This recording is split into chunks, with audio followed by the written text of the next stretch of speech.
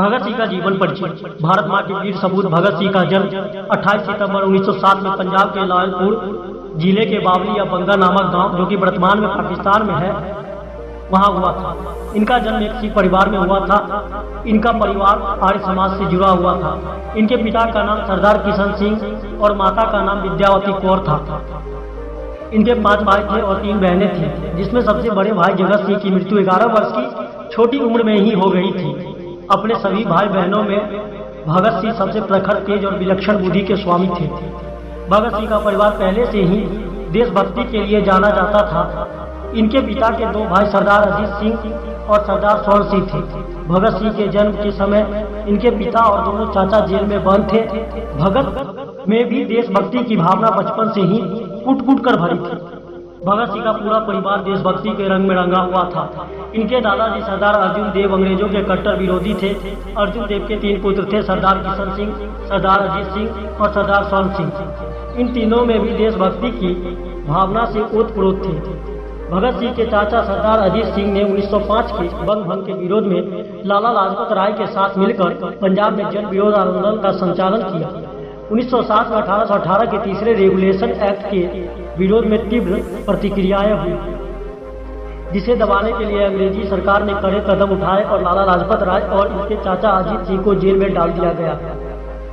अजीत सिंह को बिना मुकदमा चलाए रंगून जेल में भेज दिया गया, जिसके प्रतिक्रिया स्वरूप सरदार किशन सिंह और सरदार स्वर्ण सिंह ने जनता के बीच में विरोधी भाषण दिए, तो अंग्रेजों ने इन दोनों को भी जेल में डाल दिया गया। भगत सिंह के दादा, पिता और चाचा ही नहीं, इनकी दादी जय कौर भी बहुत बहादुर औरत थी।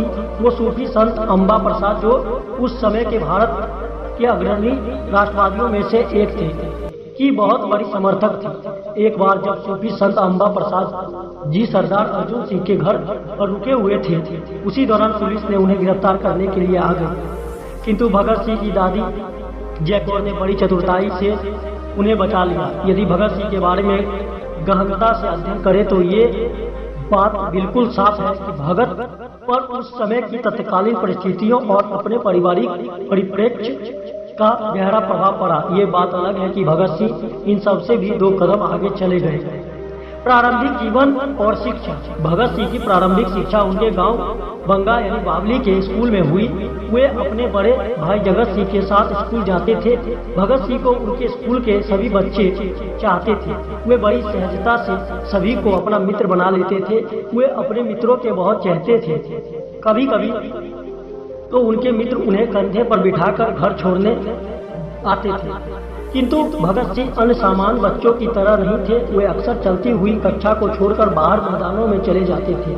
उन्हें कलकल करती नदियों में स्वर चिड़ियों का चहचहाना बहुत पसंद था। भगत सिंह पढ़ने में बहुत कुशाग्र बुद्धि के धनी थे। वो एक बार जो पाठ कंठस्थ कर लेते थे, उसे कभी नहीं भूलते थे। भगत सिंह की आगे की पढ़ाई के लिए दयानंद एंग्लो स्कूल में प्रवेश दिलाया गया।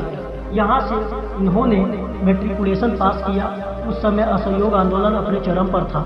इस आंदोलन से प्रेरित होकर भगत सिंह ने स्कूल छोड़ दिया और आंदोलन को सफल करने में जुट गए। इसके बाद इन्होंने लाहौर के नेशनल कॉलेज में प्रवेश लिया। इन्होंने स्कूल में प्रवेश के लिए आयोजित परीक्षा को आसानी से पास कर लिया। यहाँ इनकी मुलाकात सुखदेव, यशपाल और जयप्रकाश गुप्ता से हुई, जो इनके सबसे करीबी मित्र माने जाते हैं।